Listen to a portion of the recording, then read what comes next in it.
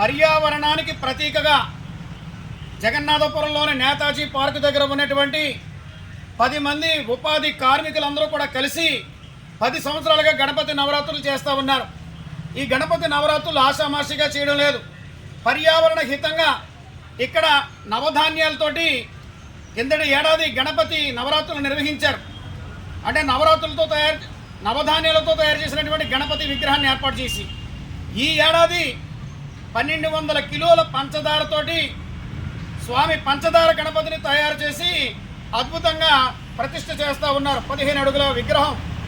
దీనికి 7 లక్షల రూపాయలు ఖర్చు అవుతూ ఉంది. మొత్తం గణపతి నవరాత్రుల నిర్వహణ అంతా కూడా 7 లక్షల రూపాయల ఖర్చు. 1,20,000 రూపాయలు పెట్టి ఈ యొక్క గణపతి విగ్రహాన్ని తయారు చేశారు. సిద్ధి వినాయక విశాఖ ఫ్రెండ్స్ సర్కిల్ ఆధ్వర్యంలో ఈ కార్యక్రమాలు జరుగుతూ ఉన్నాయి. మరి రాష్ట్ర ప్రభుత్వం కానీ, జిల్లా కలెక్టర్ గారు కానీ, ప్రజాప్రతినిధులు కానీ ఇటువంటి పర్యావరణ హితమైనటువంటి కార్యక్రమాల్ని ఉపాధి కార్మికులు భుజాల మీద వేసుకుని చేస్తున్నటువంటి ప్రక్రియని అభినందించాలి. ప్రభుత్వ పరంగా పురస్కారాలు, అవార్డులు కూడా వారికి ఇవ్వాలి. కాబట్టి ప్రతి ఒక్కరూ కూడా కాకినాడ నగరమే కాదు, జిల్లా వ్యాప్తంగా ఉన్నటువంటి ప్రతి ఒక్కరూ కూడా ఈ పంచదార గణపతిని దర్శించండి, ధరించండి. 9 రోజులు కూడా అన్నదానం చేస్తూ ఉన్నారు. స్వామి యొక్క అన్నప్రసాదాన్ని కూడా స్వీకరించవలసిందిగా నగర గణేశ ఉత్సవ సమితి మీ అందరికీ కూడా విజ్ఞప్తి చేస్తోంది.